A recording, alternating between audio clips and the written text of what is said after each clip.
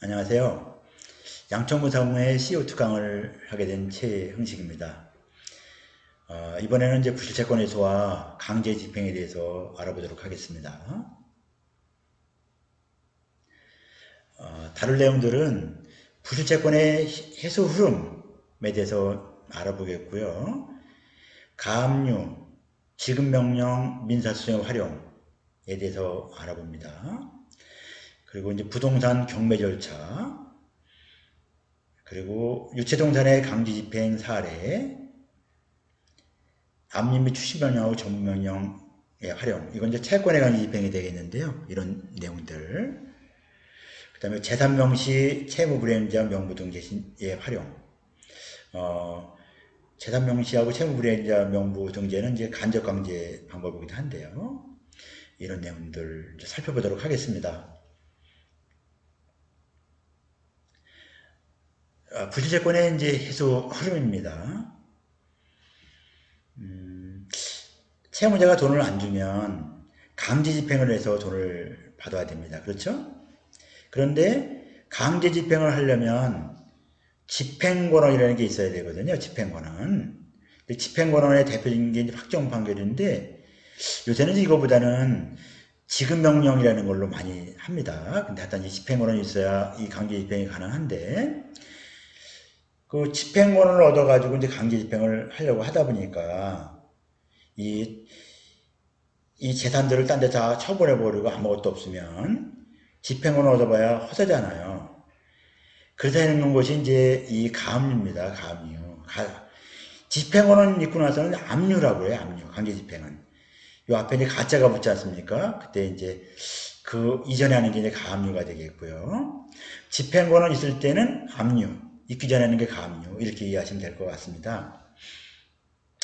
자, 그리고 집행권은 있어야 강제집행이 가능한데, 이제 이런 거 있죠. 근저당권이라든지 질권이라든지 이런 물저담보라고 하는데, 그런 게 있을 때는 바로 강제집행이 또 가능합니다. 그래서 우리 부동산 같은데 근저당권을 가지고 하는 경매를 임의경매라고 하거든요. 이건 채권인수를 첨부시켜서 할 수 있는 거죠. 그리고 이 채권인수라는 거 좀 잠깐 설명 먼저 드릴게요. 채권증서는 세금계산서, 뭐 채무확인서, 어음수표, 또 대출약관서처럼 받을 돈이 있을 때는 증거가 되는 서류를 얘기합니다. 이게 있으면 이걸 첨부시켜서 임의경매 인정을 할 수가 있는 거죠. 응? 담보가 있을 때는 바로 이제 그 강제집행을 할 수 있으니까요. 그리고 이 담보가 없을 때는 이제 집행권한이 있어야 강제집행이 가능하다고 말씀드렸지 않습니까? 그런데 이 소송이라든지 지급명령 또 이제 가압류 신청을 할 때는 이 채권인수를 첨부시켜서 증거서류로 하셔야 되거든요. 그래서 채권인수를 첨부시켜서 가압류 할 수 있고 또 소송 또 지급명령 신청 같은 걸 할 수 있습니다. 자, 그래서 할 수 있고 이제 가압류부터 잠깐 좀 이렇게 간단하게 설명을 드리면 가압류가 쓰는 물건들은 크게 세 가지가 있겠죠. 부동산 등 등기 등록이 되는 재산, 부동산하고 자동차처럼 번호판 같은 것들이 이제 일로 들어갈 겁니다. 부동산은 등기가 되는 거고 자동차하고 이제 건설기계 같은 것도 등록이 되는 거잖아요. 그리고 유체동산이라는 것은 이 등기 등록이 되는 재산 이외의 것을 얘기합니다. 사업자 같으면은 설비, 기기비품, 그 다음에 뭐 재고자산 같은 게 되겠고요. 가정집 같으면은 이제 전자제품이라든지 또 뭐 가구 같은 게 될 텐데 가정집 같으면 이것 빼고 다입니다. 자동차랑 사람이랑 부동산 빼고 다예요. 예를 들어서 그 집에서 이제 뭐 동물을 키우고 있어요. 그것도 들어갑니다. 그래서 이 가정 같으면은 부동산이랑 자동차랑 사람 빼고 다 이제 해당이 됩니다. 그리고 채권이라는 것은 채무자가 받을 돈입니다. 채무자가 받을 돈. 채무자가 받을 돈은 이제 이런 채무자가 임차 아니면 뭐가 있겠습니까? 임차 보증금 있을 겁니다. 그렇죠? 그리고 채무자가 은행 거래하면 은행 예금 있을 거예요. 은행 예금. 그리고 채무자가 카드 가맹점이면은 카드 채권이 있을 거고요. 채무자가 물품 파는 사람 같은 물품 대금 있을 거고, 공사를 해주는 사람이라면 공사 대금 같은 거 있을 거예요. 그런 게 다 채권이 되겠습니다. 그런데 여기서 이제 많이 하는 건 뭐냐면 이 채권 가압류를 이렇게 많이 활용을 합니다. 이거는 이제 가압류할 때 왜 그런지는 그때 가서 설명드리겠고요. 그래서 이번 교육에서도 이제 이 채권 가압류하는 방법 위주로 이제 설명을 드려가려고 합니다. 그리고 집행권은 있죠. 이것도 확정 판결은 이제 소송을 해서 얻는 거거든요. 소송은 이제 3천만 원 이하까지는 소액사건이라고 하고 3천만 원에서 2억까지는 단독사건, 2억 초과는 합의사건이라고 하는데 이제 요새는 소송으로 하는 게 아니라 이 채무자 주소지를 알고 채무자가 별다른 이유 없이 돈을 안 준다 이럴 때는 지급명령을 활용하시는 겁니다. 지급명령은 비용이 이제 3분의 1밖에 안 10분의 1밖에 안 들어가요. 소송할 때 비용이 10분의 1밖에 안 들어가고 또 걸리는 시간도 한 5분의 1밖에 안 걸려요. 그럼 그걸 해야 되겠죠. 그래서 지급명령이라는 걸로 하고요. 채무자가 이제 어떤 이의를 대면서 돈 안 줘요. 우리가 공사해준 게 하자가 있다든지 우리가 또 딜리버리가 위해서 손해봤다든지 이렇게 해서 돈을 못 주겠다는 경우도 있겠죠. 근데 터무니없는 금액을 막 이렇게 요구하는 경우도 있을 거고요. 그럴 때는 민사조정이라는 걸 활용해서 또 할 수 있는데 민사조정도 이제 비용이 소송에 비해서 10분의 1밖에 안 들어가고 또 기간이 소송에서 걸리는 기간이 3분의 1밖에 안 걸립니다. 근데 민사조정은 이렇게 많이 하는 게 아니기 때문에 이번 과정에서는 지급명령이라는 걸 다루고요. 또 지급명령을 했을 때 채무자가 이의제기를 하면 소송 절차로 진행이 될 수도 있거든요. 그래서 이제 소송을 갔을 때 소송은 어떤 절차로 이루어지는지 이러한 내용을 살펴보도록 하겠습니다. 그리고 이제 강제집행은 부동산 등 이제 집행권하고 이제 이럴 때 집행권은 있을 때 강제집행을 할 수 있다고 그랬지 않습니까? 근데 강제집행은 부동산 강제 경매를 이제 직접 사장님들이나 또 이 CEO님들이나 그 회사에서 하는 경우는 드물 거예요. 딴 사람들이 딴 채권자가 하는 거에서 배당받아오는 경우가 많을 겁니다. 그래서 이거는 경매 절차하고 배당 위주로 설명을 드려보려고 합니다. 이번 과정에서. 그리고 유체동산은 이제 하는 방법 설명드릴 거고요. 채권 압류 취임명령하고 전부명령. 취임명령하고 전부명령도 차이가 있거든요. 그래서 그 차이점하고 또 이제 활용하는 방법 이런 내용들을 설명을 드려가고자 합니다. 이 대표 다시 잠깐 정리하고 가겠습니다. 이제 채권 문서만 있으면 바로 강제 집행할 수 있는 경우가 있습니다. 담보가 있을 때입니다. 담보. 그게 이제 임의경무 입증이 되겠고요. 담보가 없는 경우에는 집행권이 있어야 이 강제 집행이 가능한데 채무자 재산에 집행권은 있기 전에 하는 게 또 가압류고요. 이제 이 가압류나 이 집행권을 얻는 민사소송이나 또 지급명령 같은 걸 하려면 이 채권 문서를 증거서로 첨부시켜서 할 수가 있는 겁니다. 그래서 가압류나 집행권을 얻기 위해서는 채권 문서가 증거서로 필요한 거고요. 이 강제 집행을 하기 위해서 이제 증거서로 필요한 것은 집행권이 되겠고 그렇게 이해하시면 되겠습니다. 이제 효율적인 법조치 방법에 대해서 알아보도록 합니다. 임의경매, 이제 담보권을 시행하는 임의경매를 신청하기 전에 채무자와 협의하여 임의매각을 고려해본다. 제가 이제 그 일반인들이 임대차 관련돼서 질의올 때 이런 얘기를 많이 하거든요. 등기부등본에 근저당권 있죠?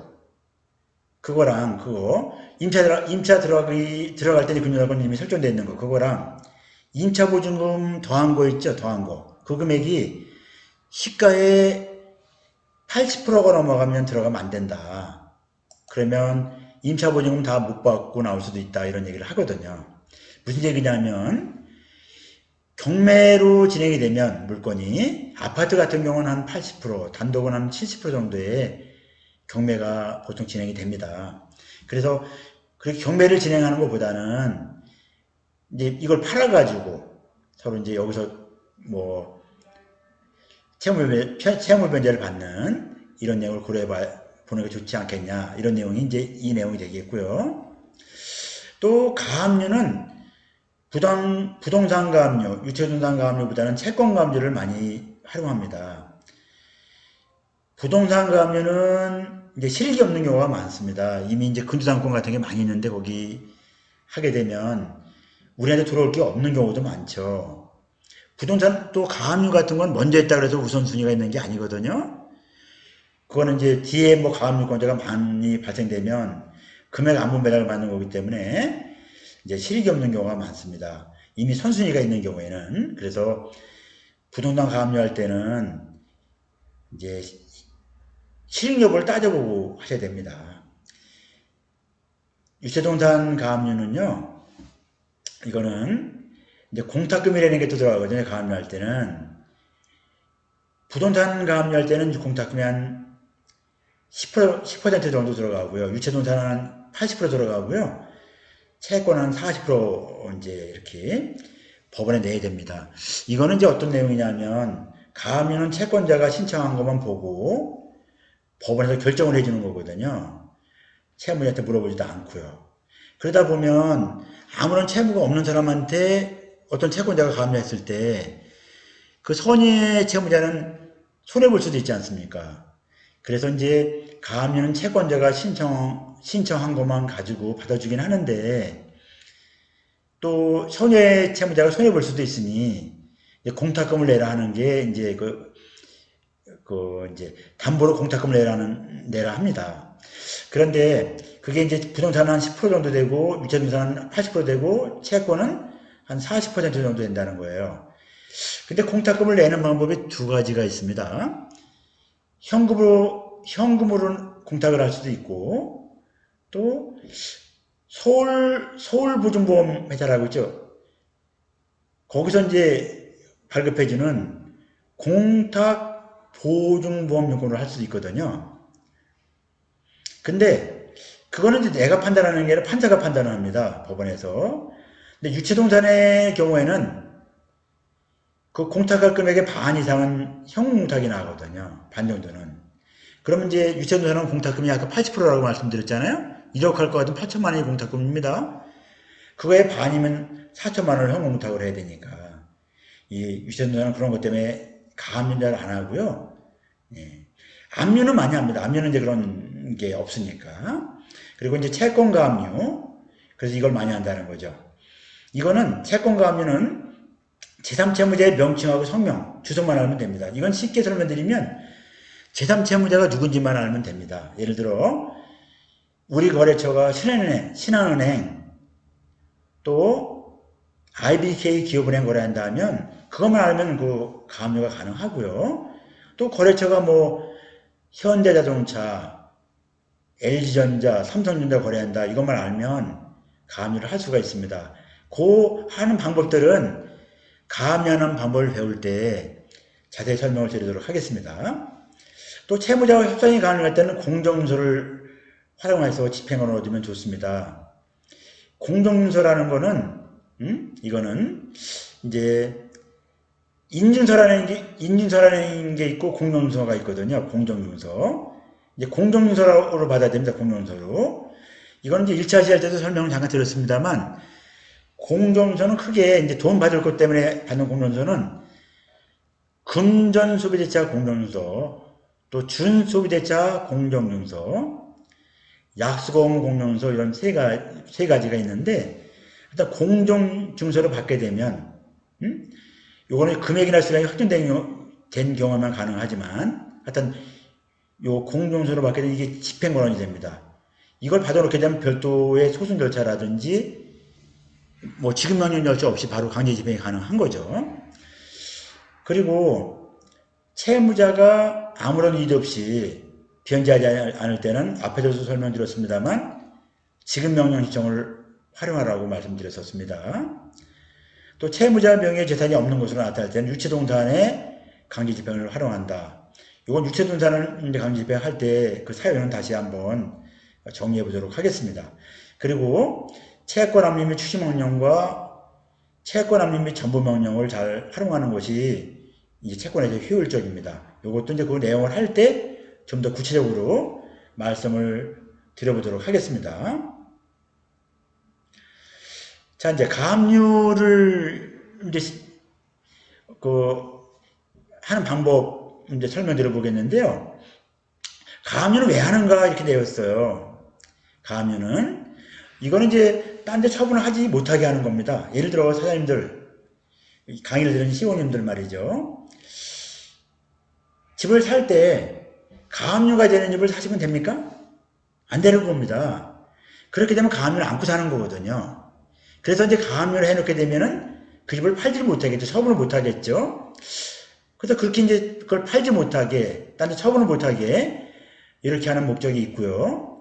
또 여기 가압류를 한 것만으로 소송까지 가지 않고 채무자의 자진 변제로 맥제권에 대해 선고한 사례들도 꽤 있습니다.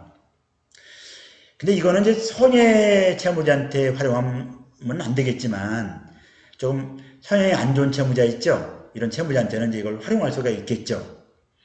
예를 들어서 우리 채무자가 거래처가 사업을 하고 있어요. 있을 때 그 채무자가 이제 그 신한은행 또 KB국민은행 거래하는 걸 알았어요. 제가 이제 말씀드렸잖아요. 앞에서 KB국민은행이나 신한은행 거래하는 것만 알면 가압류가 가능하다고요.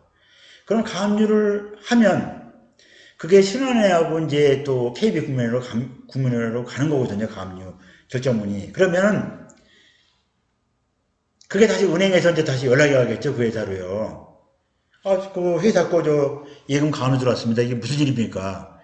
그래, 은행 거래는 상당히 중요한 거 아니에요, 시호님들. 그렇잖아요. 그러니까 거래처에서 난리가 나죠. 빨리 해지시켜달라고요. 예? 돈을 갚을 테니까. 이렇게 협상 테이블을 끌어낼 수 있다는 거죠.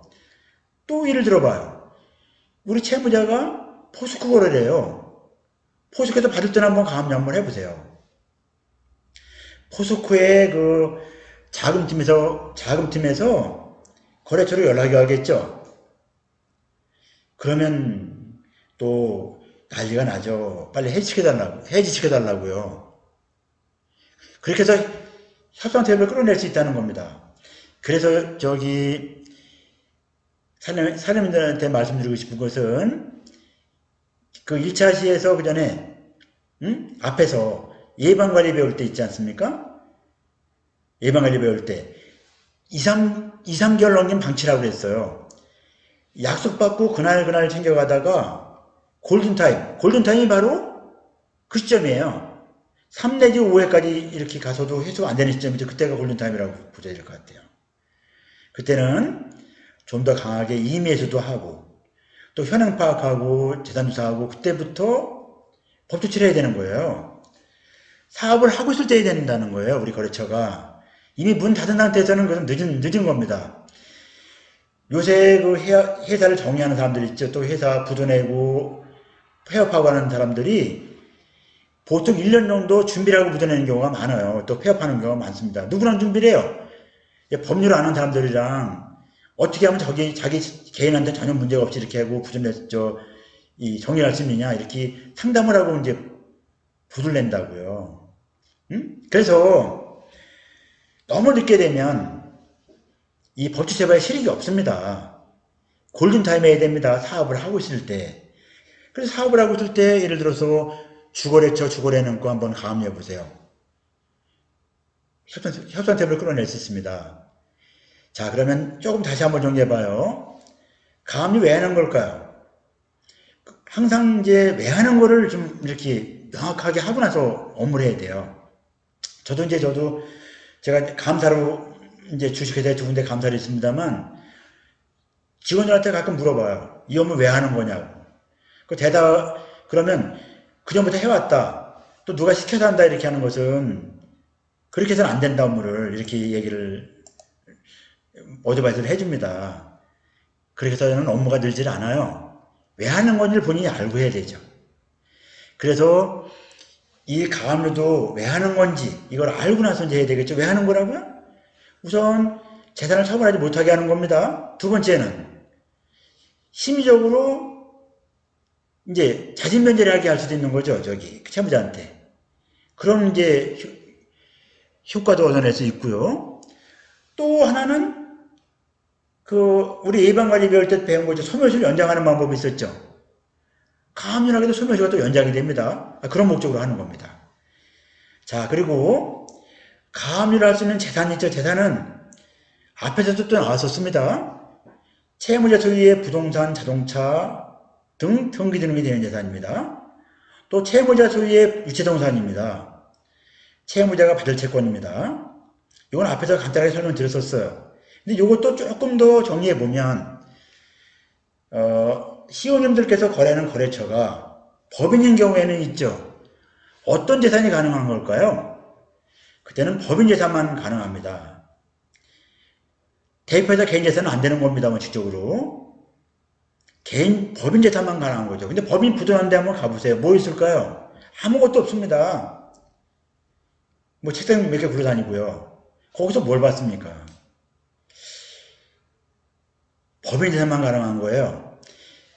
개인 재산, 개인이 책임지는 경우는 이제 상법 제400일조에 의해서 고의나 중대한 과실로 뭐 손해를 입혔다든지 또 법인격분이라는 게 있어요.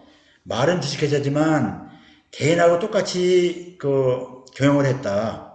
돈 벌면 다 자기 입으로 가져가고, 응? 그 뭐 개인 통장하고 저 회사 통장하고 구분 없이 막 쓰고, 뭐 이런 식으로 했다든지 이런 걸 입증해야 되는데 그게 상당히 어렵죠. 그런 걸 입증 못하면 법인하고라는 경우는 법인 채무에 대해서는 법인 재산에서만 가압류 이런 것들이 가능한 거기 때문에 가능합니다. 또 만약에 이제 내가 개인 채무자라고 할 때요. 제가 만약에 이제 채무자인데 우리 집이 와이프 명의로 되어 있어. 그 집행이 될까요? 또 제가 채무자인데 그 은행 예금이 우리 아내 명의로 되어 있어요. 집행이 될까요? 안 됩니다. 부부간의 별산제거든요. 별산제.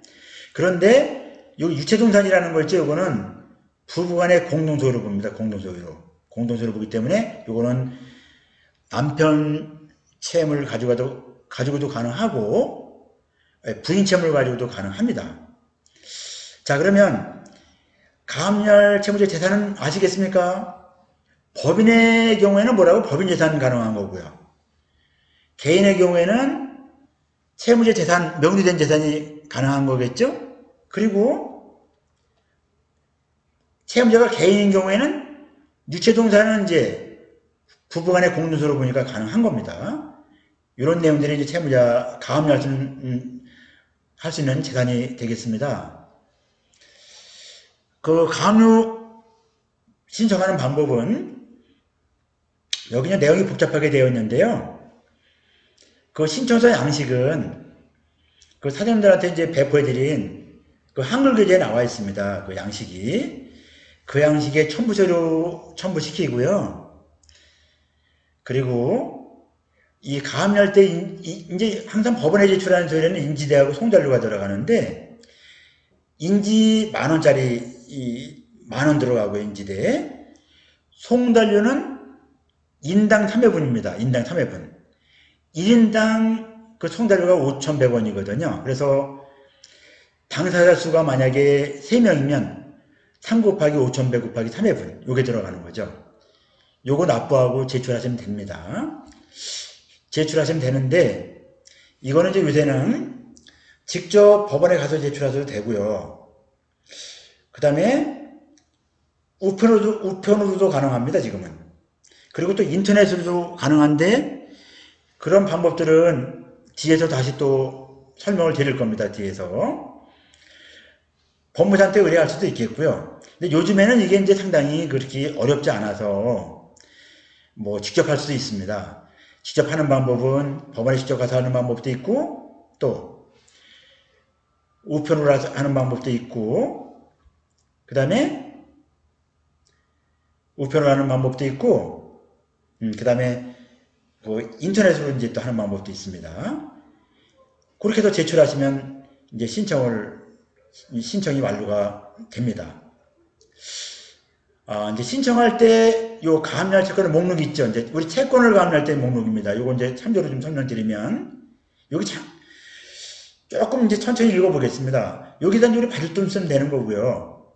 채무자하고 가로치고 요 안에는 주민번호나 또는 사업자 같은 사업자 번호를 여기다 집어넣습니다. 놓고 제3채무자에 대하여, 여기에 은행이게 되겠죠. 가지는 아래 예금 채권, 장래 입금되는 예금을 포함 중 아래 기재한 순서에 따라 위 청구 금액에 이를 때까지 금액 이렇게 쓰고요. 압류되지 않은 예금과 압류된 예금이 있을 때에는 다음의 순서에 가압류한다. 선행압류, 가압류되지 않은 예금부터 해주고 선행압류나 가압류된 예금은 뒤에 달라는 얘기고요. 여러 종류의 예금이 있을 때는 다음의 순서에 가압류한다. 보통예금, 당좌예금, 정기예금, 정기적금, 저축예금, 자유저축예금, 기타 재예금. 이건 순서를 바꿔도 되고 또 다른 예금을 넣어도 됩니다. 예를 들어서 사장님들이 거래하는 거래처가 수출을 많이 하는 거래처라면 여기다가 뭐 예화예금을 제일 앞에 놓을 수 있겠어요. 그리고 같은 종류의 예금이 여러 계좌 있을 때는 1예금이 많은 것부터, 만기가 빠른 것부터 계좌번호가 빠른 것 순으로 순회가 가압류한다. 제3채무자 송달을 기준으로 위 청구 금액에 이르지 못하는 경우 장래 입금될 예금을 가압류한다. 그러니까 지금 현재 채무자와 은행 간에 발생 예금되어 있는 것뿐이 아니라 앞으로 입금하는 예금도 된다는 거죠. 가압류한 다음에 입금되는 예금도 이제 가압류가 된다는 의미입니다. 이렇게 이제 가압류를 하게 되면 요게 은행으로 가는 거예요. 이게. 자, 보세요. 제가 앞에서 그런 말씀 드렸지 않습니까? 제3채무자만 알면은 채권은 가압류가 가능하다 이런 말씀 드렸었어요. 근데 이제 가압류할 때는 우리 한글 글자에 보시면은 나오지만 양식에 법인 등기부등본을 꼭 붙여야 됩니다. 당사자의. 그럼 이제 은행의 법인 등기부등본은 어디서 발급받을까요? 우리 예방 관리할 때 배웠거든요. 인터넷 등기소에서 발급받을 수 있어요. 근데 그 법인 등본에 보면 뭐가 나올까요? 만약에 신한은행의 법인 등기부등본에 보면 주소 나오겠죠, 주소. 그렇죠? 또 대표이사도 나올 거예요. 그래서 이제 제3채무자의 양식에다가 주소하고 대표이사 쓰는 거는 그리고 어렵지 않지 않습니까? 그렇죠? 그리고 그 사업자번호는 알지 않습니까? 거래처. 그렇죠? 채무자 사업자 등록번호 아시잖아요. 그걸 이렇게 쓰게 되면 이게 은행으로 가는 거라고요. 그럼 은행에서는 그 주민등록번호나 여기 써있는 주민등록번호나 사업자 등록번호를 검색해서 이런 예금이 있으면 이런 예금만큼을 지급하지 않고 채무자한테 지급을 못하는 거예요. 이렇게. 그렇게 가압류가 되는 겁니다. 자, 요거 이해되십니까, 시호님들? 이제 이 채권 가압류는 제3채무자가 누군지만 알면 가능합니다. 제3채무자의 주소나 대표이사는 법인 등기부등본을 보면 아는데 법인 등기부등본은 인터넷 등기소에서 열람이나 발급이 가능합니다. 그 다음에 가압류할 채권 목록은 이런 식으로 작성해서 우리가 법원에 신청을 하면 이런 내용이 은행이라든지 거래소로 제3채무자한테 가는 거예요. 가면 그 제3채무자는 그 금액만큼을 채무자한테 지급을 못하는 겁니다. 자, 이해되셨죠? 자, 이제 다음으로 넘어가겠습니다. 자, 이제 가압류 절차도를 좀 간략하게 살펴볼게요. 요 신청하는 방법은 앞에서 설명드렸습니다. 또 인지하고 송달료 납부하고 접수하는 방법도 설명드렸고요. 이렇게 하면 접수를 하면 이날로부터 접수한 날로부터 한 2일에서 7일 사이에 법원에서 담보 제공 명령이 나옵니다. 담보 제공 명령이 나오는데 담보 제공 명령은 공탁금을 내라고 나오는 거거든요. 근데 이제 채권 가압류의 경우에는 채권 증서라는 거 있죠. 세금계산서, 거래명의서서 같은 거래명의서서 또 채무항해서 같은 거 잘 붙여주면 특히 법원에서는 세금계산서나 거래명의서보다는 잔액확인서나 또는 채무확인서 같은 것들을 더 확실한 채권 증서로 보거든요. 그걸 잘 첨부시켜주면 보통 공탁 보증보험 증권으로 내라고 명령이 납니다. 그 증권은 어디서 끊을까요? 예, 서울보증보험회사에서 끊는데 요새는 전자적으로 보통 끊어서 우리가 이제 발급받으면 다 알아서 법원으로 이게 이제 송부가 되거든요. 송달이 됩니다. 혹시 이제 물어는 보세요. 이게 법원으로 알아서 그냥 송달이 되는지 법원에 또 우리가 어떤 내용을 제출해야 되는지를 물어보시면 서울보증보험에서 그 대답을 해줄 겁니다. 그래서 이제 담보 제공을 하면 이제 법원에서 판사가 심리하고 결정을 하고 이렇게 집행을 하는데 요거는 우리가 하는 게 아니라 법원에서 이제 이루어지는 일들입니다. 그런데 이제 담보 제공하고 나서 요거는 빠릅니다. 2일 이내에 다 이루어집니다. 이 내용들이. 그럼 이제 심리를 하고 판사가 결정을 하고 이 결정문이 제3채무자한테 송달이 되는 겁니다. 예를 들어 예금 같으면 은행에 송달이 되는 거고 임차보증 같으면 집주인한테 송달이 되는 거고 또 우리 채무자의 거래처가 포스코에 이제 이 송달이 되는 겁니다. 이 감된 금액을 채무자한테 지급하지 말라고요. 그럼 이제 제3채무자는 은행이라든지 또 임대인이라든지 포스코는 채무자 돈을 지급하면 안 되는 거죠. 이렇게 이루어지는 게 이제 가압류입니다. 자, 이제 가압류에 대해서 잘 이해하셨죠? 자, 그럼 이제 가압류 집행이 있죠, 집행. 앞에서 좀 다 나온 거긴 합니다만, 간략하게 이것도 부동산 또 유체등록까지 포함해서 간략하게 이제 부동산 집행이 어떻게 되는지를 좀 설명을 드리겠습니다. 우선 먼저 채권의 집행은 앞에서 설명드렸었죠. 법원에서 뭐예요? 제3채무자한테 가압류 결정서가 통지되는 거라 그랬습니다. 어떻게 통지돼요? 그 가압류가 된 금액만큼을 채무자한테 지급하지 말라고 이제 통달이 되는 거고요. 그 다음에 부동산의 경우에는 법원에서 이제 등기소 있죠? 등기소로 그 가압류 등기를 해달라고 보내줍니다. 여기 말이 어렵게 나와 있는데. 그럼 등기소에서 이제 그 등기부가 피제부 갑구 얼굴이 있는 건 아시죠? 그 갑구 안에 이제 가압류 등기가 됩니다. 그렇게 되면 집행이 완료되는 거고요.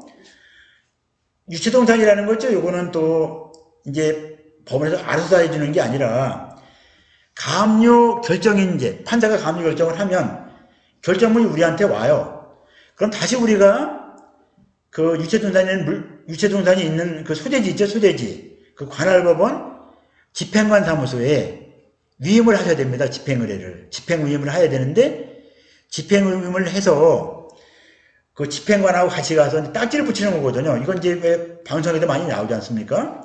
이렇게 딱지 붙이는 거예요. 그렇게 가압류 표지, 딱지를 가압류 표시라고 하는데 이걸 부착을 해서 이제 집행이 이루어집니다. 자, 이제 지금부터는 지급명령이라는 거 앞에서 설명 잠깐 드렸었죠. 이에 대해서 좀 알아보고자 합니다. 지급명령은 이게 간편한 소송 절차라고 말씀드렸었어요. 요새는 이제 지급명령으로 주로 하시는 겁니다. 그럼 이제 어떤 분들은 이런 얘기 하는 분들도 있어요.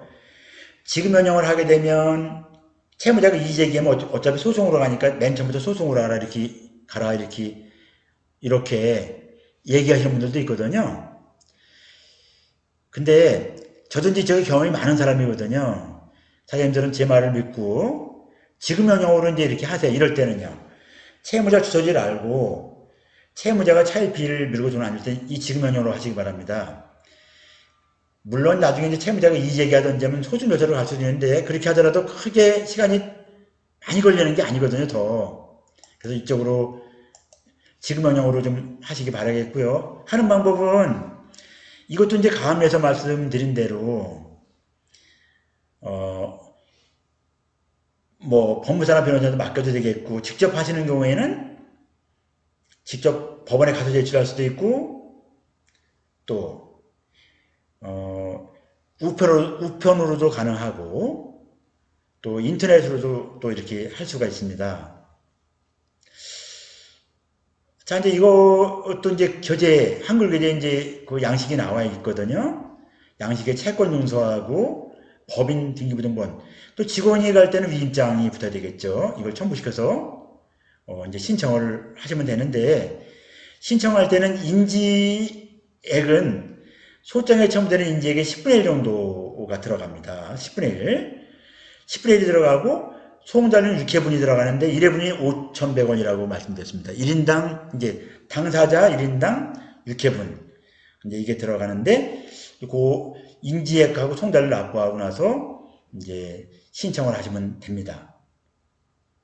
신청을 하시면 이제 여기 말이 좀 어렵게 나왔는데 신청을 하면은 법원에서 서면으로 이제 이건 심리합니다. 서면으로. 그리고 지급명령 결정을 합니다. 이거는 이제 서면 심리나 지급명령 결정은 다 법원에서 이제 알아서 진행이 되는 거예요.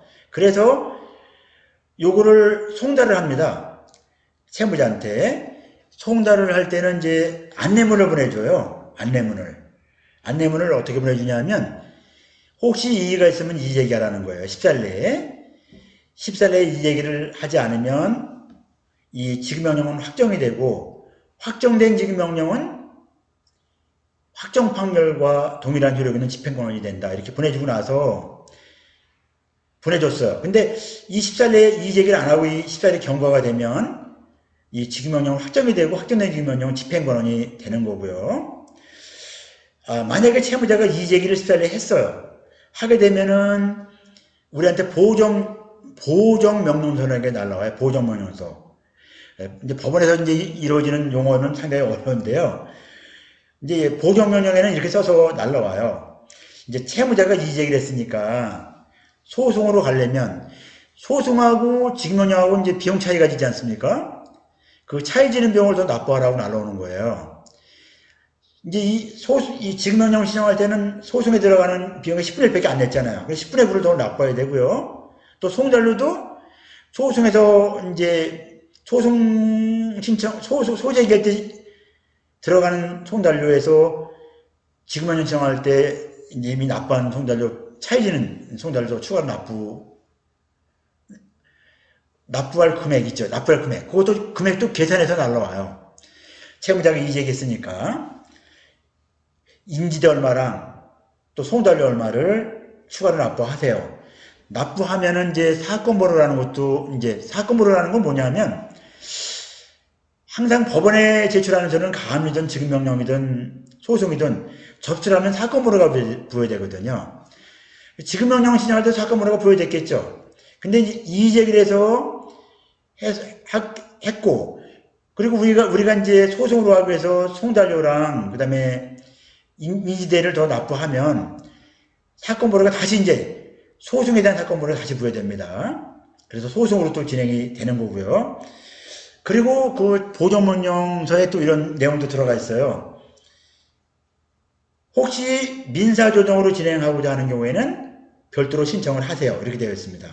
그거는 참조하시고요. 자, 다시 한번 정리해 보겠습니다. 우리가 신청을 하면 이게 송달이 됩니다. 채무자한테. 송달하면서 채무자에게 안내문을 보내줍니다. 이의가 있으면 10살에 이의제기하라고요. 그리고 10살에 이의제기 안 하면 이건 확정이 되고 확정된 지급명령은 확정 판결과 동일한 효력 있는 집행권이 된다. 이렇게 보내주고 10살이 경과하면 지급명령은 확정이 되는 거고 확정된 지급명령은 확정 판결과 동일한 효력 있는 집행원이 됩니다. 그리고 이의제기를 하게 되면 법원에서 보정명령서가 날라오는데 보정명령서에는 소송으로 진행을 하려면 추가되는 인지대랑 송달료 납부하라고 날라옵니다. 그러면 그 보정명령서에 있는 인지대랑 송달료를 추가 납부하면 소송 절차로 진행이 되게 됩니다. 자, 그런데 이 지급명령을 이 강의를 들으시는 시온인들 있죠. 이런 회사에서 많이 활용하게 만들어 놓은 거거든요. 근데 많은 부분은 누가 많이 활용하고 있냐면 악덕 채권자들이 많이 활용하고 있어요. 이건 참조하라고 이제 우리 시온인들께 말씀드리는 겁니다.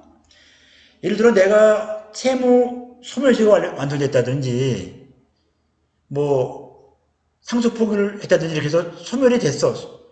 채무 책임이 없어. 근데 무조건 지급명령을 때리는 거예요. 저 악덕 채권자가. 그럼 나는 가만히 있으면 안 됩니다. 시원님들 14일에 이재기를 하셔야 돼요. 만약에 이재기를 안 하고 14일 종고하게 되면 이게 뭐야? 확정이 되고 확정된 지급명령이 집행권은 된다고 그랬잖아요. 그렇게 악덕 채권자들이 많이 또 악용하고 있습니다.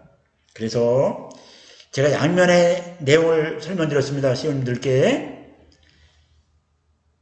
우리가 받을 돈이 있을 때 채무자 주소지를 알고 채무자가 차일피일 누리면서 돈 안 줄 때는 이 지급명령을 하시기 바랍니다. 소송으로 하지 마시고요. 그리고 혹시 악덕 채권자가 시운들께 어떤 지급명령을 이렇게 했을 때 그때는 내가 책임이 없다면 바로 법원에 이 얘기를 꼭 하시기 바랍니다.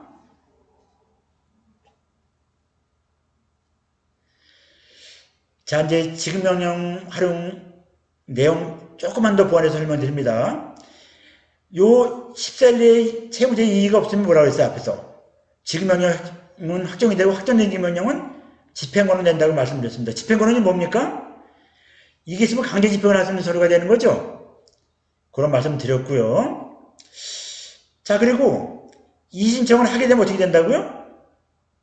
이의신청을 하게 되면 우리가 추가되는 인지대와 송달을 납부하면은 소송조차를 진행이 된다고 말씀드렸습니다.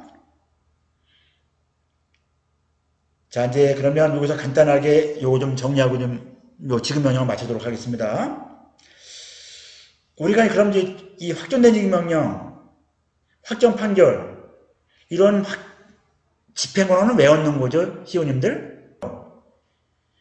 이거 왜 얻었냐고 이렇게 저한테 질문하시는 분들 있어요. 왜 얻으신 거예요? 채무재산의 강제 집행하기 위해서 얻은 거예요. 그렇죠? 또 배당받기 위해서 얻은 거예요. 배당받기 위해서. 다른 채권자가 강제 집행하는 거에서 배당 신청에서 배당받기 위해서 얻은 거예요. 또 세 번째, 이걸 해도 또 채무자 심리적으로 압박이 또 될 수도 있어요. 그런 목적도 있어요. 그리고 네 번째는 이걸 받아놓게 되면 자, 이제 물품 대금은 소멸시효가 3년이라고 그랬잖아요. 근데 확정 판결, 확정된 지급명령 이런 걸로 받아놓게 되면 10년짜리가 됩니다. 소멸시효가. 그 소멸시효를 또 10년으로 연장하기 위해서 받아놓은 겁니다. 그렇게 이해하시면 되겠습니다. 자, 이제 소송으로 가게 되면 요 앞에 접수하고 이제 이런 내용들은 맨 처음부터 소송으로 갈 때 설명 내용이 되겠고요. 우리는 요 답변서부터 설명을 드리겠습니다.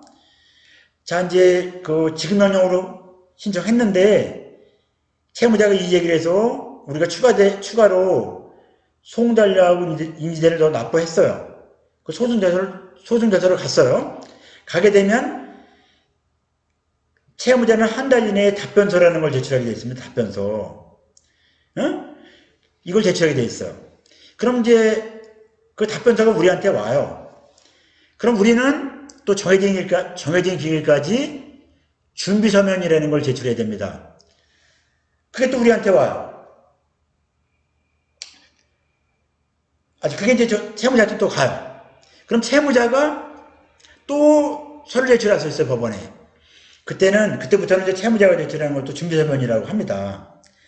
그러면 다시 또 그게 우리한테 오고 우리가 또 준비서면 제출할 수 있고 그런 내용들을 서명 공무원 절차라고 합니다.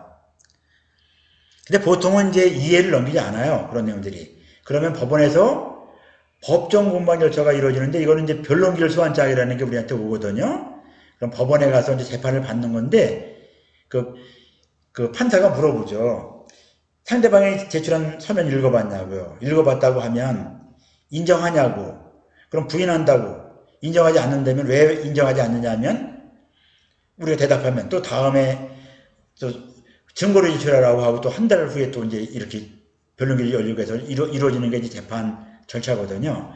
그래서 어느 정도 이제 이게 좀 정리가 되면 선고기일 앞에서 판결이 나는 겁니다. 그런데 채무자가 답변서를 제출 안 하잖아요. 안 하게 되면은 한 달 이내, 이거 보통 한 30일 내에 제출해야 되거든요. 안 하게 되면 법원에서 바로 이제 판결 선고를 할 수도 있습니다. 재판 절차는 이런 식으로 이제 진행이 됩니다. 자, 그리고 이제 우리 소송에서는 증거라는 게 상당히 중요합니다. 이건 이제 참조로 좀 설명을 또 드리고자 합니다. 시민님들께. 그 전에 제가 이제 만난 중에 이런 내용이 있었어요. 저나 이제 시호님들은 만약에 로또 복권을 한다면 5,000원 주고 이제 로또를 살 거예요. 그런데 이 건물에 청소하는 분들 있죠. 이런 분들이 이제 4명의 이제 그 아주머니가 3,000원씩 걷어가지고 로또를 해보자고 했어요. 근데 됐어요. 그 당시. 그 당시에 된 게 65개 됐는데, 근데 문제는 그 돈을 거둔 사람이 있지, 사람이 안 나눠줬어요. 뭐라고 얘기했냐면, 그 로또 산 돈 있죠. 그거는 그 12,000원 거둔 걸로 산 게 아니라는 거예요. 자기 남편 돈으로 사온 게 됐다는 겁니다. 그래서 소송으로 갔을 거 아니겠어요? 누가 이겼을 것 같으세요? 시원님들. 지금 이 거둔 거 있죠? 거둔 거라고 이렇게 표현해야 되나? 이거 좀 나쁜 사람이니까요. 이 사람은 지금 돈이 얼마 생겼어요? 65억 생겼죠? 누구 선임할 수 있습니까? 우리나라 최고 변호사 선임할 수 있을 거예요. 근데 나머지 3명의 아주머니는 그게 좀 어렵겠죠. 물론 이제 법률 고조공단이라는 데 있죠. 일반적으로 이제 일반인들은 그것도 잘 모르죠. 법률 고조공단에서 좀 도움은 받을 수 있습니다만, 하여튼 이제 그때 그 아주머니들이 좀 어렵게 된 사례들이 있었어요. 근데 그런 걸 내가 이제 미리 알았다면 도와드릴 수 있었죠. 저는 이제 변호사가 아니니까, 물론 무료로 이제 도와드릴 수는 있었을 것 같습니다. 자, 이제 조금 정리 한번 해보겠습니다. 이제 우리가 또 이런 것도 있거든요. 야간에 교통사고가 났는데, 내 잘못이 아닌데, 목격자라는 놈이 나타나서 이렇게 내 잘못이라고 위증을 하게 되면 내가 또 소송에서 질 수도 있는 거죠. 어떤 면에서 보면. 이렇게 이제 억울한 내용들을 당하진 않으셔야 되겠죠. 근데 이제 우리가 이렇게 얘기합니다. 증인 10명보다는 똑똑한 서증 하나가 낫다 이런 얘기를 합니다. 서증이라는 게 서류 증거를 얘기하는 거거든요. 근데 서류를 내가 가지고 있질 않고 상대방이나 제3자가 가지고 있을 때 우리가 이제 하는 방법이 문서 제출명령 신청입니다. 이걸 내게 되면 법원에서 이제 판사가 제3자나 상대방한테 명령을 합니다. 문서를 제출하라고요. 그럼 우리가 이제 등사를 받아볼 수가 있고, 우리가 등사를 받아서 법원에 증거를 제출할 수 있거든요. 그렇게 하는 방법이 문서 제출 명령이고요. 그리고 서류를 관공서나 학교나 병원에서 가지고 있어요. 그럴 때는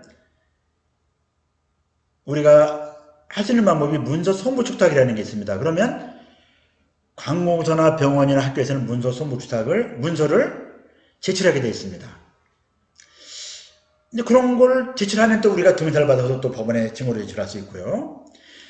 여기 보면은 검증 감정 신청이라고 있어요. 요거는 검증 신청을 하게 되면 판사가 직접 현장에 나서 이제 조사를 나가는 거고요.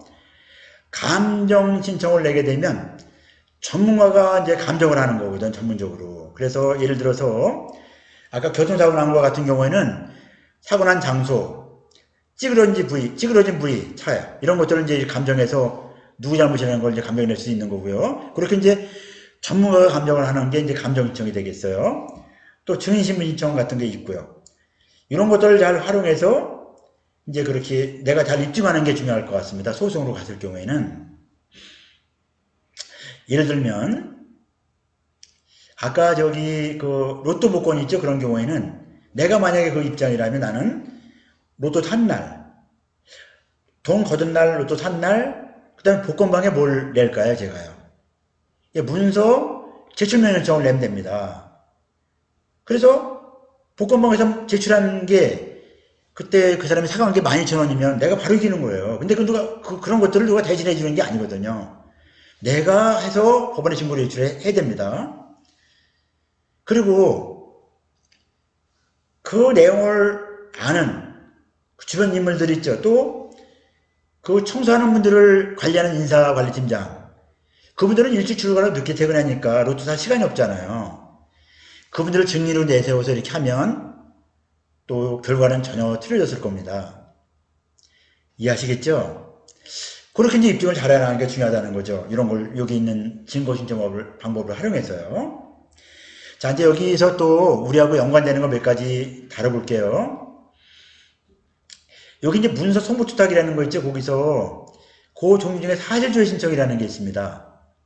예를 들어서 우리 채무자의 연락처라든지 주민번호라든지 이 내용을 전혀 몰라요. 그러면 돈 받기도 어렵고 우리가 저 소송 같은 거 진행하기도 어려울 거 아니겠어요. 근데 우리가 아는 거는 이거 있어요. 휴대폰 번호라든지 또 사업자 등록번호라든지 계좌번호 같은 걸 알아요. 그 중에 하나를 안단 말이에요. 그럴 때는 이제 사실조회 신청을 내서 채무자의 신상을 파악해 볼 수가 있어요. 주소라든지 주민번호라든지 이런 걸 파악해 볼 수 있는 방법이 있는데 그게 사실조회 신청입니다. 그래서 이제 그게 이제 문서 송부투탁의 한 종류입니다. 거기다가 휴대폰 번호 또는 사업자 등록번호 또는 계좌번호를 명시하고 우리가 알고자 하는 내용 있죠. 알고자 하는 내용. 뭐 주민등록번호라든지 주소라든지 이런 내용을 우리가 신청을 하면 법원에서 예를 들어 전화번호 같으면은 통신사에, 사업자 등록번호 같으면은 세무서에, 또 계좌번호 같으면 은행에 그 사람의 신상을 제출하라고 명령을 합니다. 그럼 이제 그런 기관에서 제출을 하게 되어 있거든요. 그럼 우리가 등사를 받아서 그 사람의 주소지라든지 또는 주민번호 같은 거를 파악해 볼 수 있습니다. 자, 그리고 앞에서도 몇 번 제가 설명드렸었죠? 이 법조치는 인터넷으로도 가능하다고요. 모든 법조치가. 대한민국 법원 홈페이지 전자소송 있죠? 여기서 할 수 있습니다. 여기서 다 할 수 있습니다. 여기서 감이라든지 소재기, 지급명령 신청, 민사조정, 경매 신청, 강제집행 신청, 뭐 채권 압류물 추진명령, 전부명령, 그리고 재산명의 신청 이런 것들을 다 할 수가 있습니다. 그리고 대한민국 법원 홈페이지 인터넷 등기소 있죠? 여기서 등기 신청도 인터넷으로 할 수가 있습니다. 그리고 대한민국 법원 홈페이지 전자공탁에서 공탁이 있죠. 공탁도 이제 우리가 전자로 할 수가 있어요. 그래서 이제 요즘은 인터넷으로 다 법조치 할 수 있는데 제가 인터넷으로 이 법조치하는 그 회사들이죠. 거기 물어봤어요. 시간이 얼마나 걸리냐고 물어봤더니 빨리 하는 분들은 5분 걸린다고 그래요. 조금 시간이 걸리는 분들이 뭐 15분 정도 걸린다고 그래요. 자, 그래서 이런 거 있죠. 인터넷으로 이제 법조치하는 방법들도 관심을 가져줬으면 좋겠고요. 시우님들께 제가 이제 이렇게 당부의 말씀 드리면, 자, 여기 있죠. 여기 대한민국 법원 홈페이지 전자소송 그 안에 가면 또 매뉴얼 동영상이라고 있거든요. 그거 하는 방법이 나옵니다. 거기에. 이게 한 번만 해보시면 그렇게 어려운 게 아니에요. 그래서 이제 시호님들이 직접 하는 경우는 드물겠고 그 직원들한테 이 내용을 좀 이렇게 이런 내용도 있더라 이렇게 좀 교육을 해서 꼭 활용해 보시기 바랍니다. 자, 이제 부동산의 경매 절차를 대해서 알아봅니다. 경매는 두 가지가 있어요. 임의경매하고 강제경매가 있거든요. 임의경매는 담보권을 시행하는 경매예요. 예를 들어서 금전사건 같은 담보 있죠. 담보권이 있을 때 하는 경매가 임의경매고요. 우리 확정판결문, 확정된 징명령 같은 집행권을 가지고 하는 경매를 우리가 강제경매라고 합니다. 그래서 이제 임의경매를 할 때는 증거서류로 이런 채권유서를 첨부시킬 거고요. 강제경매를 할 때는 집행권을 첨부시켜서 이제 하겠죠. 이렇게 해서 이제 할 수가 있겠고요. 자, 이제 이런 내용도 이해되시죠, 시호님들? 임의경매는 담보권을 실행하는 경매이고요. 강제경매는 집행권을 가지고 있을 때 하는 경매가 강제경매가 되겠습니다. 이제 강제경매 이제 신청을 하게 되면 경매 개시결정이 됩니다. 법원에서. 개시결정. 개시결정이 되고 등기소로 또 이제 이거를 촉탁을 해요. 법원에서. 말이 어려운데 등기하라고 이제 보내주는 거죠. 법원에서. 그럼 그 부동산 등기등본 갑구에 등기가 됩니다. 경매 기입 등기가 되거든요. 거기 사건 번호 있죠. 경매 사건 번호도 다 거기 기재가 돼서 등기가 됩니다. 그리고 법원에서는 이제 요 경매 개시 결정을 하고 나서 배당료기 중기 결정을 하는데 그 시호님들께서는 이제 우리가 직접 배당 결정을 할 때는 요 종기를 넘기지 말아야 됩니다. 요거는 이제 대한민국 법원 경매정보 있죠. 요거 잠깐 보여드리고 가겠습니다. 여기 이제 경매 정보 사이트인데요. 좀 뜨는 게 늦습니다. 여기 경매 물건이라고 있죠, 시호님들. 여기 맨 데 가면 경매책 검색이라고 있습니다. 그렇죠? 여기서 검색하면 제가 아까 말씀드렸죠. 등기부등본에 부동산 등기부등본에 사건번호도 등기가 된다고요. 그 사건번호 치고 이제 검색을 하면 거기에 배당료의 종길이 나옵니다. 다시 나가보겠습니다. 거기서 이제 배당료의 종기를 알아보고 그날까지 그 배당청을 해야 되겠고요. 자, 다시 요게 결정이 되고 이제 공고가 되고요. 공고는 뭐 언론지에 공고가 되는 경우도 있겠지만 또 여기 아까 우리가 보았던 법원경매정보 있죠? 여기도 이제 공고가 됩니다.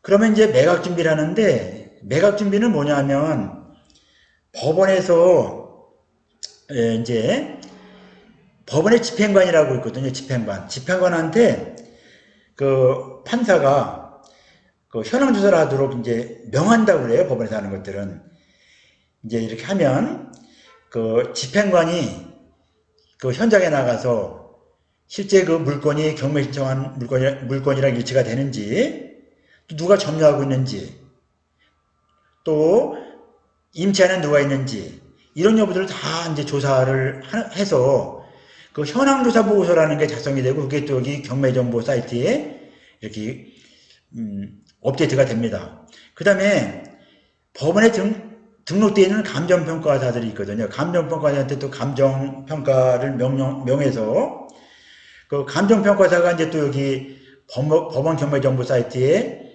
이렇게 이제 여기 업데이트가 되는데 그 감정평가사의 평가 금액이 최저 매각가액이 됩니다. 요건 이제 어디에 되는지 잠깐만 보고 가겠습니다, 선생님들. 요것도 여기에 된다는 거예요. 여기 가시면 여기 경매 물건이라고 있잖아요. 여기 보면 여기 뭐 매각 예정 물건이죠. 여기 이제 클릭하고 들어가서 보시면은 다 이제 조회가 가능합니다. 뭐가 조회가 가능해요? 저런 것들이요. 현황조사 보고서하고 또 감정평가서 같은 게 다 되어 있고요. 또 여기에 이제 매각기일 있죠. 매각기일 일주일 전에는 물권 명찰이라는 것도 여기 업데이트가 됩니다. 자, 그런 것도 이제 업데이트가 되고요. 자, 그러면 이 매각 준비가 되면 이제 매각을 실시하겠죠. 그럼 이제 이날 이제 뭐 입찰하는 사람이 있어서 이제 이날 최고가 매수이 정해집니다.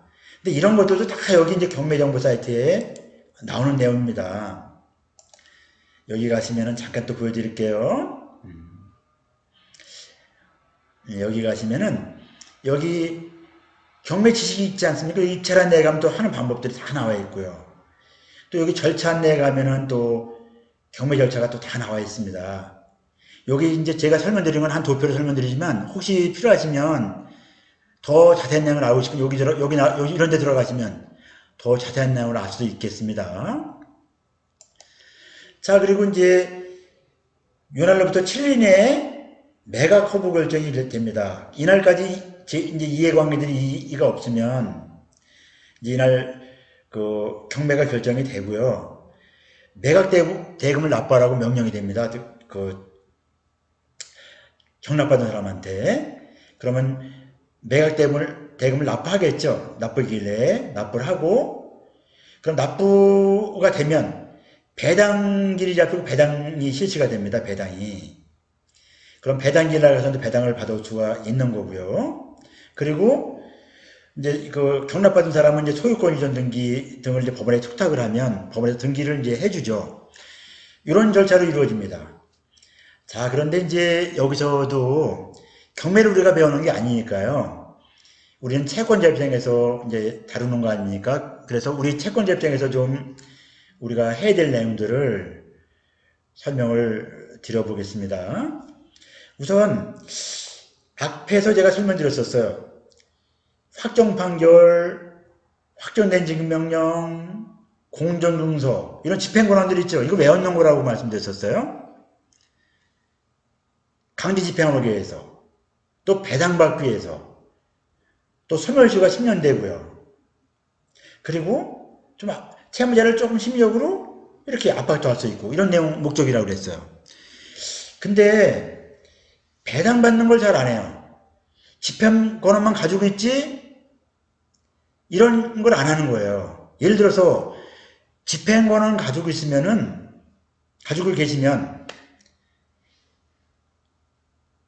채무자 주소지에 부동산 등기 명부를 열람을 해봐야 됩니다. 해볼 수가 있죠. 어서 해볼 수 있어요. 시우님들. 우리 예방할 때도 배웠지 않습니까? 인터넷 등기소에서 할 수 있어요. 주소만 알면 돼요. 부동산 등기 명부는 열람이나 발급이 가능하다고요. 그러면 열람을 해봐야 돼요.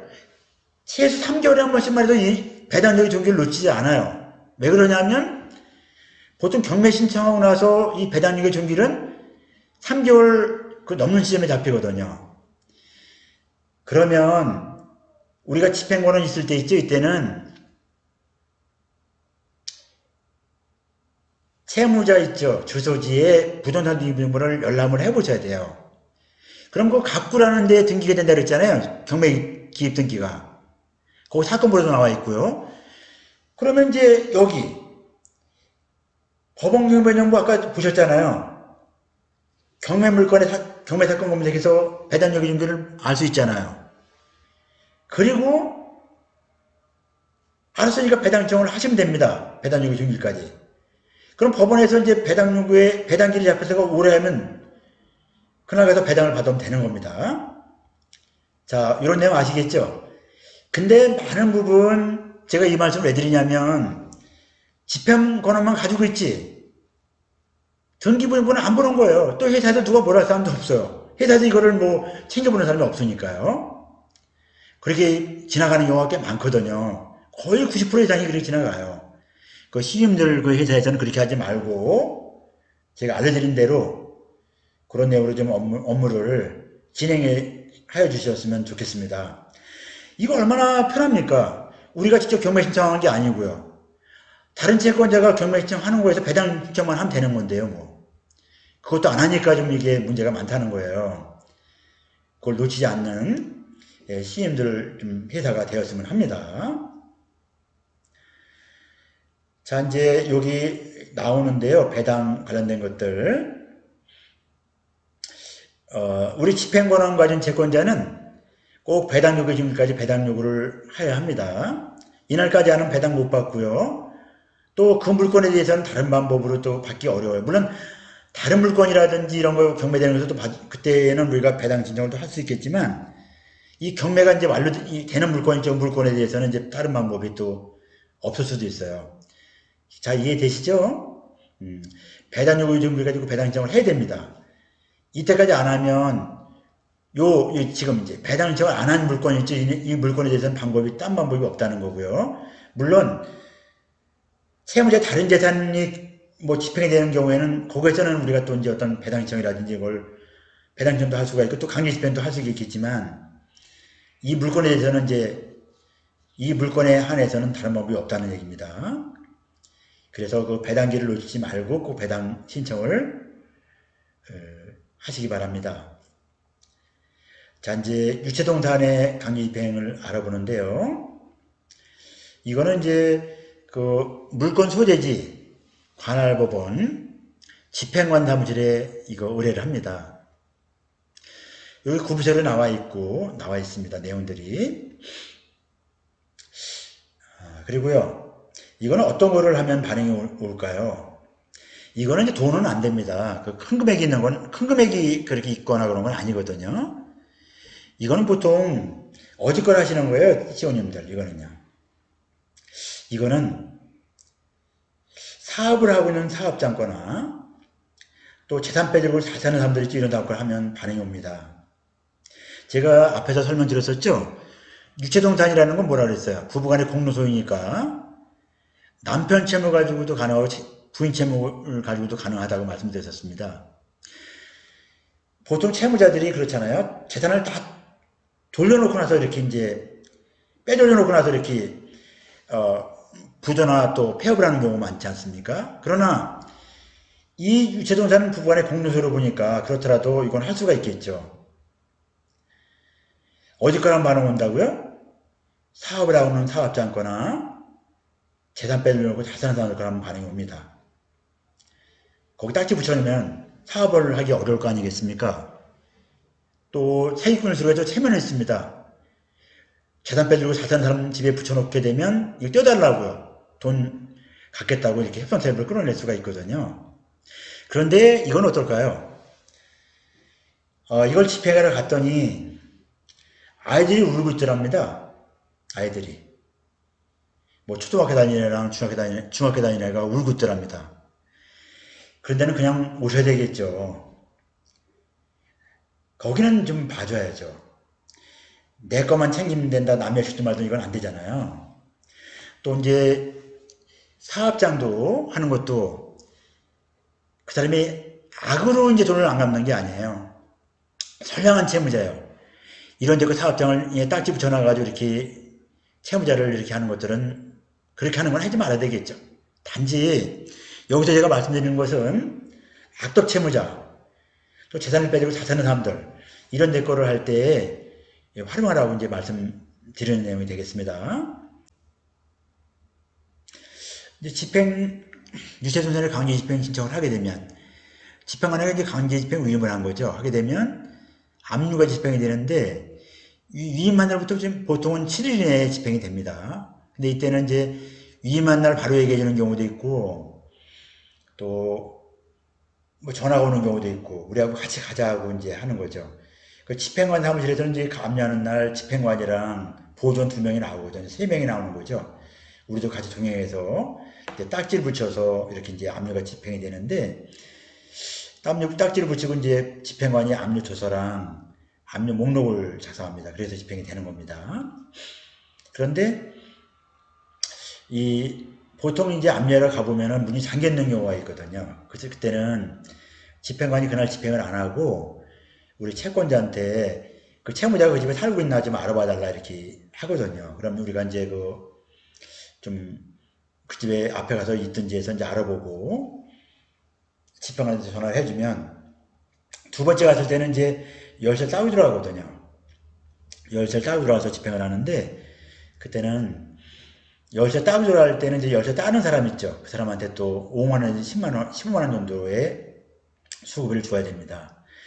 간단한 열쇠는 5만 원 들어가고요. 요새 질서로 된 열쇠는 또 한 15만 원 정도 가까이 들어갑니다.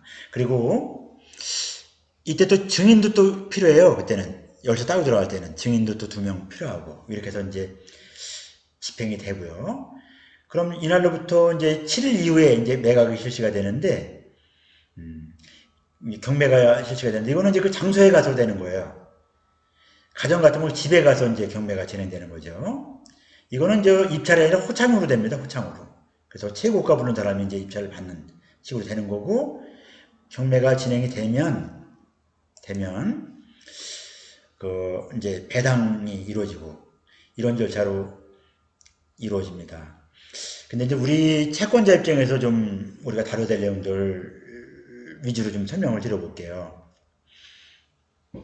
우리는 요 딱지 붙이는 거 있죠, 압류. 여기까지 하시면 채무자를 협상 테이블로 끌어낼 수가 있는 거죠. 응? 어떨 때요? 채무자가 사업을 하고 있을 때, 또 채무자가 재산을 빼주고 잘 사는 사람일 때 그렇게 하면 그 협상 테이블로 이렇게 끌어낼 수 있다고 그랬잖아요.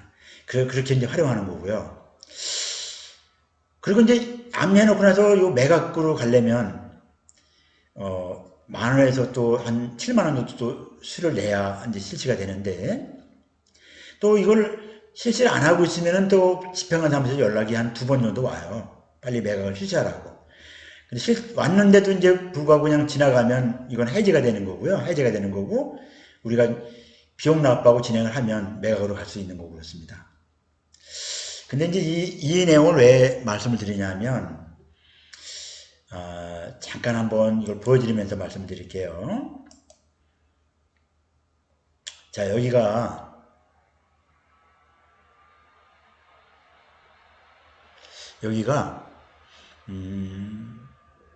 법원 경매 정보입니다. 여기 경매 물건 검색하고요. 여기 동산이라는 거 찍어 검색하고 여기 이제 한번 조회를 해보면 여기가 서울중앙지법법원이거든요. 우리나라에서 제일 잘 사는 사람들이 사는 데죠. 근데 거긴데도 보세요. 이건 사무실이라 금액이 큰 거잖아요. 그리고 가정집들은 얼마 나와 있습니까?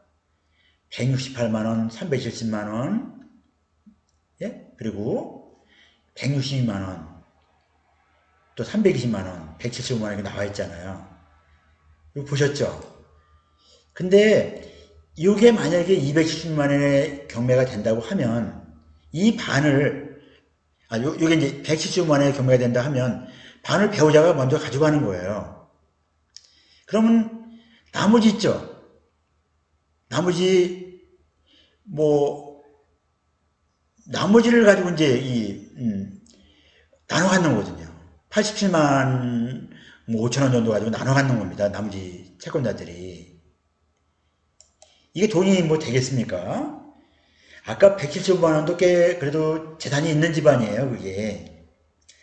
그래서 제가 이제 말씀드린 거죠.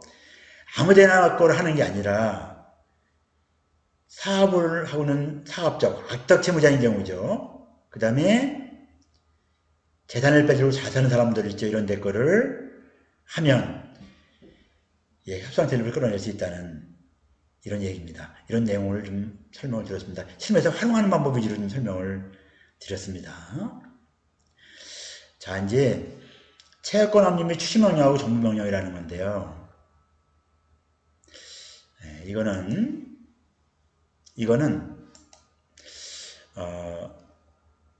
채권을 강제 집행하는 방법입니다. 자, 채권이 뭔지 지금 이해하시죠? 채무자한테 받을 돈 있죠, 받을 돈. 채무자가 임차 아니면 임차보증금, 은행 거래하면 은행의 예금, 또 카드 가맹점이면 카드 채권, 또 물건 파는 사람 같으면 물품대금, 공사해주는 사람 같으면 공사대금, 또 용역을 제거해주는 사람 같으면 용역대금. 이런 것들을 이제 강제 집행하는 방법을 다루는 겁니다. 이 압류라는 것은 어떤 의미냐면 앞에서 우리 채권가압류 배웠지 않습니까? 채권가압류와 같이 제3채무자 보고 채무자한테 돈을 지급하면 안 된다 이렇게 하는 겁니다. 그리고 이 추심명령이나 전부명령은 이거는 제3채무자 보고 돈을 채권자한테 지급해야 돼 이렇게 명령을 하는 겁니다. 그럼 합쳐보세요. 압류 및 추심명령하고 전부명령을 합쳐보면 압류, 제3채무자 보고 채무자를 돈을 채무자한테 지급하지 말고 제3채무자한테 돈을 지급해. 다시 채무를 채무자한테 지급하지 말고 채권자한테 지급해. 이렇게 되는 거죠. 그럼 채권자가 누가 더 돈을 받을 수 있는 겁니까? 제3채무자한테 가서 돈을 받을 수 있는 거잖아요. 근데 전부명령을 해서 돈을 받아오게 되면 바로 회사에 그냥 입금시키면 됩니다. 근데 추심명령을 해서 돈을 받아왔을 경우에는 법원에 추심신고라는 걸 하고 또 공탁을 하고 다른 채권자와 같이 배당을 받아와야 돼요. 근데 여기서 배당 신청을 할 수 있는 사람들은 이 추심신고 하기 전까지 가압류나 압류나 배당 신청한 사람만 배당을 받을 자격이 있어요. 그래서 이제 그렇게 해야 됩니다. 그럼 어떤 게 유리할까요? 시호님들. 뭐가 유리합니까? 당연히 전부명령이 유리하겠죠. 근데 전부명령은 가름해야 되는 거예요. 가름해야. 무슨 얘기냐면 채무자한테 받을 권리가 없어지는 거예요. 제3채무자한테 받을 권리만 남는 거예요. 추심명령은 근데 유예해야 되는 거예요. 제3채무자한테 받을 권리도 있고 또 채무자한테 받을 권리도 남는 거예요. 그러면 이럴 때 뭐로 해야 되나요? 제3채무자가 채무자보다 더 변제 능력이 취약해요. 그때는 추심을 해야 되겠고요. 또 그렇지 않은 경우는 전부로 할 수 있겠죠. 그리고 이미 우리보다 먼저 압류나 가압류를 한 딴 채권자가 있을 때는 전부명령 효력의 발생이 안 됩니다. 안 될 수도 있어요. 여기서 뭐 압류 경합이라는 얘기인데 이런 거 여기서 설명하면 너무 어려워질 것 같아요. 하여튼 다른 채권자가 이미 우리보다 먼저 압류나 가압류를 먼저 했다 이거죠. 그 채권에. 그럴 때는 전부명령 효력이 발생이 안 될 수도 있고요. 추심명령 효력이 발생이 됩니다. 그래서 우리보다 먼저 압류나 가압류를 한 딴 채권자가 있을 것 같을 때는 추심명령으로 하시는 거고요. 그렇지 않으면 우리가 전부명령으로도 할 수도 있겠습니다. 자, 여기서 다시 한번 조금 정리해 볼게요. 압류 및 추심명령 전부명령인데 이거는 이거죠. 제3채무자 보고 돈을 채무자 주지 말고 우리가 채권자한테 주라 이렇게 하면 우리가 채권자로서 제3채무자한테 가서 돈을 받을 수 있는 거지 않습니까? 받아왔는데 추심명령은 이제 추심명령하고 전부명령 효력이 좀 틀리지 않습니까? 그렇죠? 그래서 이렇게 해야 될 것 같아요. 제3채무자의 변제 능력이 채무자보다 못하다, 취약하다 든지 또는 우리보다 먼저 압류나 가압류를 한 채권자가 있을 것 같을 때는 추심명령으로 하시는 거고요. 추심명령으로. 그렇지 않고 제3채무자가 자료가 이제 빵빵해요. 변제 능력이 충분히 있고 우리보다 먼저 압류나 가압류를 한 사람들이 없을 것 같다. 이럴 때는 전부명령으로 하시면 되겠습니다. 자, 이제 재산명 신청하고 채무불이행자 등재 신청을 활용해서 채무자를 뭐 이제 간접강제라고 하는데 채무자를 조금 이제 또 협상 테이블을 끌어내는 방법, 이런 내용들을 좀 살펴보고자 합니다. 이 재산명 신청하고 채무 불이행자 등재 신청을 할 때는 이제 집행권원이라는 게 있어야 되는 거죠. 있어야 되고요. 비용은 인지대 1,000원 들어가고요. 송달료가 5회분 들어갑니다. 송달료는 1회분이 5,100원이라고 앞에서 설명드렸었잖아요. 그러니까 당사자가 2명이면 2 곱하기 5,100 곱하기 5회분 들어가는 거죠. 그래서 이제 신청을 할 수가 있어요. 이거는 어떻게 할 수 있냐면, 이것도 이건 채무자 주소지에 이제 우리가 보통 하는데요. 할 수 있는 방법은 법원에 직접 가서 할 수 있는 방법도 있고, 또 이것도 인터넷으로 가능하고, 또 우편으로 할 수도 있습니다.